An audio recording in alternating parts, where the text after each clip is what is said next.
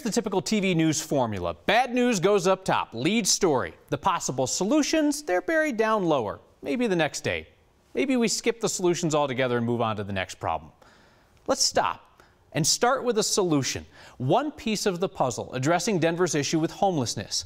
Denver Day Works is giving homeless people jobs, working for the city. The program launches tomorrow. You get an early look through the lens of photojournalist Mike Grady.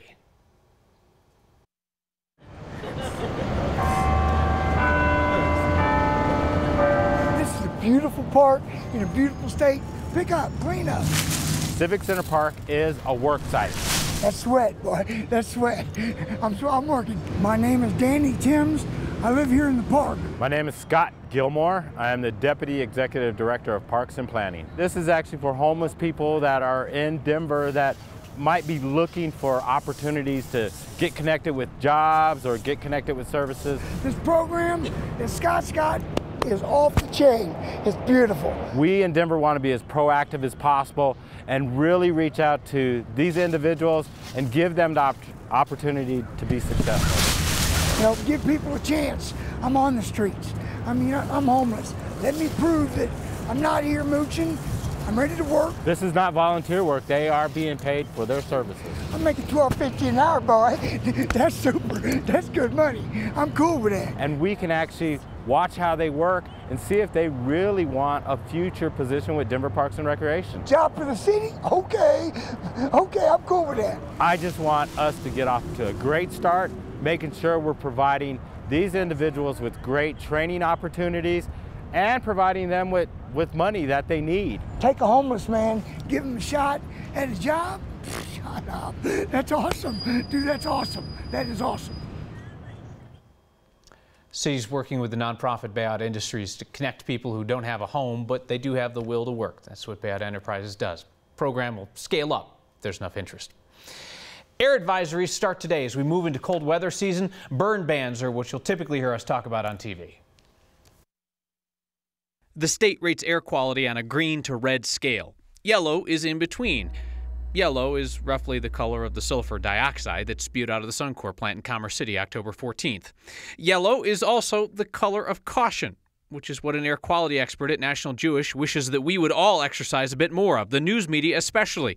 The next time that Suncor spews some color of the rainbow into the sky, then tells us everything is fine, only to send a letter to the state later saying that it released 38 tons of sulfur dioxide, 150 times the safety limit. I don't have all the data. I don't have it all. All I've seen is that there was this big emission. But with my understanding of how we monitor air around these plants, I don't think it's so easy to be definitive that there wasn't a health risk associated. I'm not sure that they have the data to definitively say we are 100% certain that there wasn't a plume or an area where there was a brief exceedance of this standard. And I felt that expressing that uncertainty, we've done our best. We don't believe there was a risk. There may have been one, and we'll take steps in the future to try and avoid it. Might have resulted in the public actually feeling that there was a better engagement with industry, with our health. We reached back out to Suncor today, which told us it complied with state health standards when it determined that release did not pose a risk to the public. We hit the 1 million mark. 1,067,685 voters in Colorado have now submitted their ballots. Here are the percentage numbers that some folks are convinced are a conspiracy. 37% of those votes in come from Democrats, 34.8% from Republicans, 26% from unaffiliated voters. Again, we don't know how anyone voted, just that they voted. We just know their registrations. Jefferson County, swing county, has the most ballots returned, followed by conservative El Paso, liberal Denver, and another swing county, Arapahoe. You know who isn't so hot on voting? CU Boulder students. Listen, Buffs, we know the football team is on a roll this year. We know that some of you are probably registered at your parents' house, not in Boulder. But really, 954 ballots? That's it? In the campus drop box, 954? That's pathetic. That's less than 3% of the 32,000 students enrolled. You got to figure some faculty and staff probably use the drop box as well. So get after it, Buffs. Your team is nationally ranked. You might as well help decide the leader of that nation. Ballot box is right outside the UMC. You have asked us for more transparency on political ad spending. Here are the basics. 9 News and other media outlets make money airing political ads. It's how we finance our news gathering operations. It's how we pay salaries. How we make money for our publicly traded parent company. And today, new round of checks rolled in here and at TV stations around Denver. Now here they come, 661 additional ads being scheduled on Denver's 4 main TV stations. This morning they reported close to $700,000 in new spending from the Clinton campaign. More than half of that was spent on ads on KUSA, including a single ad for Sunday's Broncos game that cost the Clinton campaign $40,000. Her campaign's been outspent in the Denver area on TV ads, $3.7 million for the Trump team, $2.6 for hers. Neither campaign can touch the ad cash spent by Priorities USA, a political action committee that opposes Trump. It spent $4 million. Much less anti-Clinton spending by outside groups here. Stop Hillary and the NRA spent just $764,000. We hear you that it seems that the ads are endless, but they're actually greatly diminished this election year. Consider 2014, an off-year election, no presidential, just the big Senate race, but that drew nearly double the spending seen this year, $20 million. U.S. Labor Secretary Tom Perez is back in Colorado, back being a relative term. He lived here during the 80s, clerking for a federal judge. And Perez has been talked about as a potential Supreme Court pick in a Democratic administration someday. On this day, Perez stopped by, not in his official capacity with the administration. He came by as a private citizen who's in Colorado to campaign for Hillary Clinton. I asked him about the newly circulating idea in some conservative circles that Senate Republicans should refuse to fill Supreme Court vacancies if Clinton is elected. Just let the court operate with fewer justices. Now that they're about to lose the election, now it's, well, we may wait. We may wait forever. That's not going to happen. The American people won't tolerate that. The American people won't tolerate that. What a dereliction of duty that would be. Elections have consequences, and when the American people speak next week and elect Hillary Clinton, then we need to move forward and make sure we have a 9-person court. In a bit, we'll discuss with private citizen Tom Perez why Americans should sign up for 4 years of constant investigations, allegations, and controversies that would no doubt come with a Clinton term. And he draws a line from Donald Trump to an extinct political party called the Know-Nothings. Hey, may I make a recommendation? This is where we tell you to leave our website, our Facebook page, and go check out someone else's excellent work. We'll stay in Boulder for this, where the Daily Camera has a really interesting article on the trail runner Dave Mackey, who's having his left leg amputated below the knee today. He was crushed by a 300-pound boulder when he fell on a run in 2015. The leg was saved, but he has been dealing with issues and pain ever since then, so he made the tough decision to amputate it. Last night, friends gathered to give his leg a send-off. Dave isn't slowing down. He actually expects to be more active without the pain, to walk his kids to school and run again. His mindset will really help you recalibrate yours. It did for me. You'll find a link on the next Facebook page. Of all the words that come to mind when you think of the men of 9 News, I'm guessing that manly is not high on the list. We'll see what we can do about that. We hope that community-minded is an adjective that you would use for us. We're participating again in No Shave November, raising money for cancer research and starting conversations about men's health.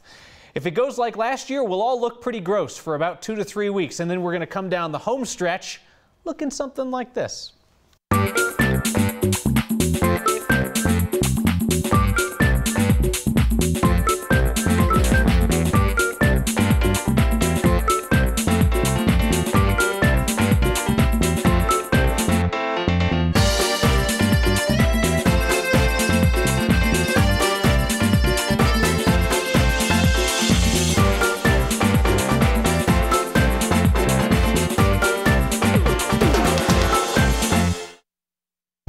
The guy who wanted to ban kids from breweries got a few of you talking. Imagine that. Tonight, we raise a glass to a rebuttal. A man fed up with cars crashing into his garage comes up with a bold solution.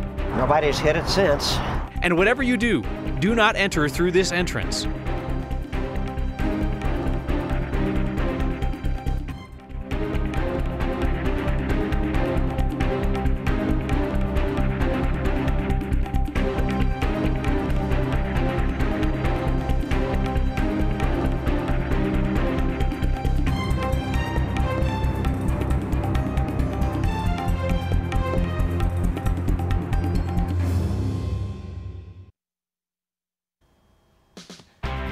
Is the A-line working this month? Yeah, you heard me right. This month, sorta. RTD announced today that there will be work done on the A-line overnight for the next 8 weeks. So late night and early morning passengers, you need to be aware there will be delays on the A-line between 11:30 p.m. and 4:15 a.m. Thursday through the end of 2016. It is not just Next viewer email that tells us conspiracy theories remain popular. More than 1,000 people got in line to win the Underground Secrets Tour at DIA. The airport's embracing its reputation as a secret Illuminati bunker through the month of October. Displays, events, and the grand prize, a tour of the bowels of the airport. A woman named Julia and her 14-year-old daughter Eliza won that underground tour, and DIA posted this video proving that they actually did let them descend into the depths of the airport, down past the old baggage system that worked about as well as the A-line. And what they saw, we will never know.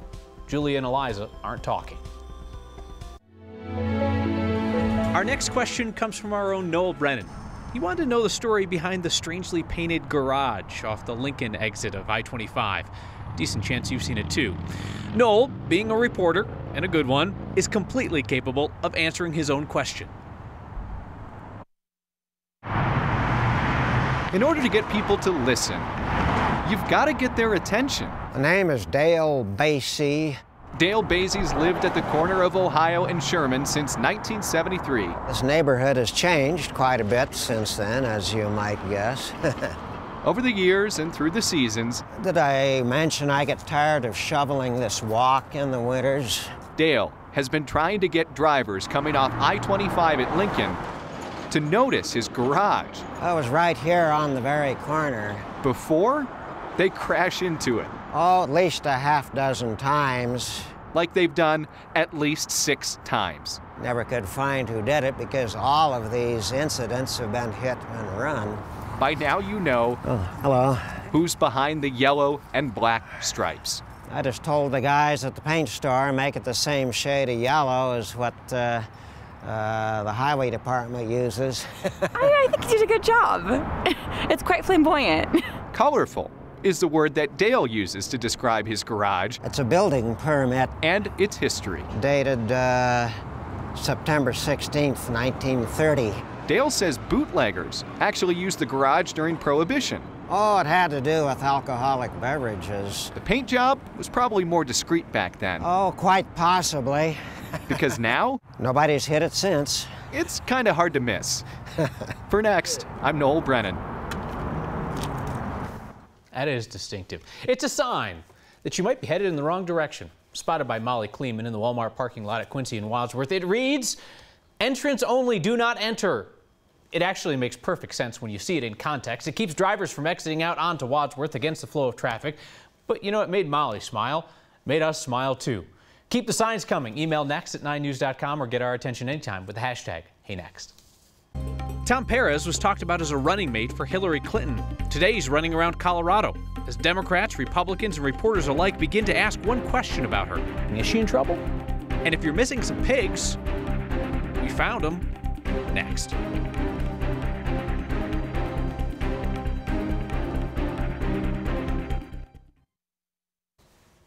Dogs and breweries is so last month's debate. Next viewers are now exchanging lively opinions on kids in breweries. Heard from Jim Morehouse yesterday. He says he's sick of little kids running feral and taking over the places where he wants to go and relax with a beer. Next viewer Jeremy Martin respectfully disagrees. Breweries are just like restaurants. They're nice family establishments. You go out just to have a nice conversation and have fun. A lot of breweries nowadays, they not only do they make craft beer for all of us, the adults, but they have also they make their own craft sodas. They make the craft root beer, the cream soda. A lot of the kids, as they probably have early bedtimes. So if you want to go just have a drink when it's a little bit quieter, go at a later time of day. Yes, bringing choice into the perspective. Jeremy is a teacher, says his perspective is informed as somebody who thinks that kids need to learn social behavior at an early age.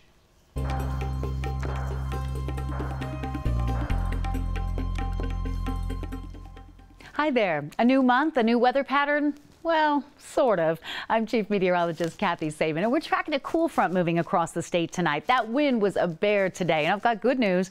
It's going to die down tonight. It was a cooler day after a record high near 80 yesterday, down to 70 today. We'll go even cooler tomorrow, but not a lot of moisture. And wow, the ski resorts are trying to make snow, trying to keep it on the ground. Many of your ski resorts that you've been anticipating the opening date for have been delayed. We're hoping to see some help from Mother Nature in the coming weeks, but the system traveling through today will come through as a dry front for lower elevations. And that means in spite of the cloud cover, temperatures will be mild tonight and then cooler tomorrow, with only rain and snow way up high around 10,000 feet. And so during the overnight period, it'll be a little calmer, a little quieter with less wind, better sleeping weather. Temperatures in the mid-30s, and that's where we start tomorrow morning. Sun's up at 7:30. We get to 61 tomorrow with a mix of clouds and sunshine. Nice warming trend until we hit the weekend. Slight chance of showers on Saturday and Sunday, not overly impressive, but I was impressed with pumpkin paddling. Apparently, it's a thing.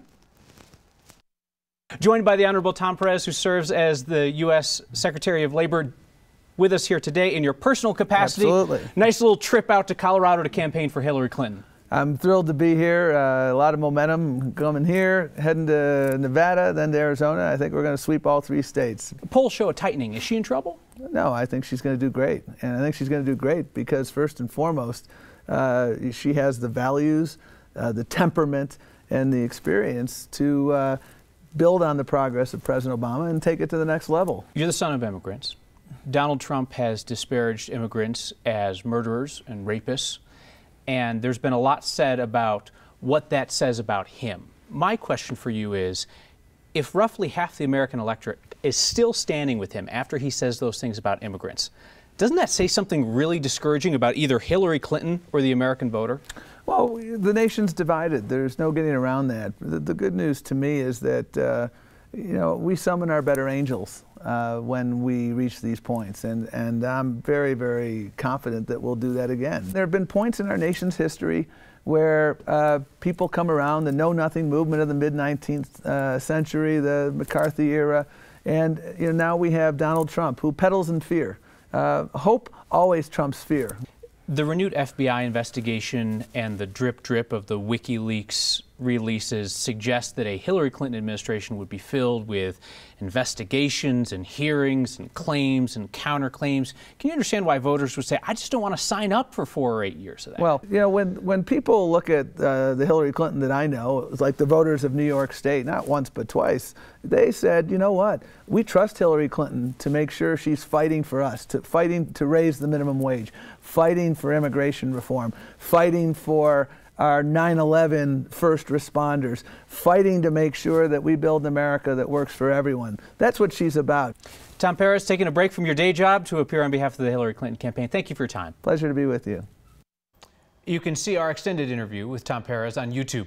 One of Donald Trump's most vocal supporters, former Speaker of the House Newt Gingrich, is scheduled to be our guest tomorrow on Next. He's visiting Colorado to campaign for Trump. It is 6:22. Do you know where your hogs are? If you don't, we know who has them. Next.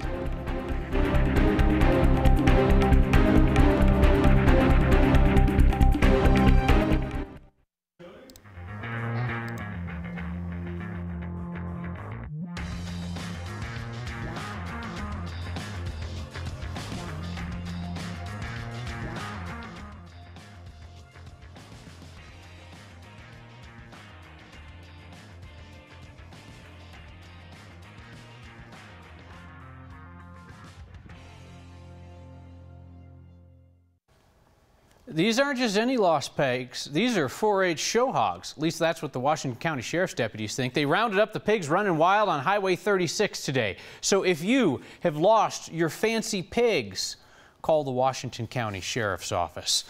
A number of you remarked about the fact that tonight's lead story was a solution instead of a problem. Barbara McDonald writes, great way to start the show. Love the message. Deborah writes, first thing I was always taught is do not bring problems without bringing a solution. Maybe politics should take notes from your show. Hope so. See you next time.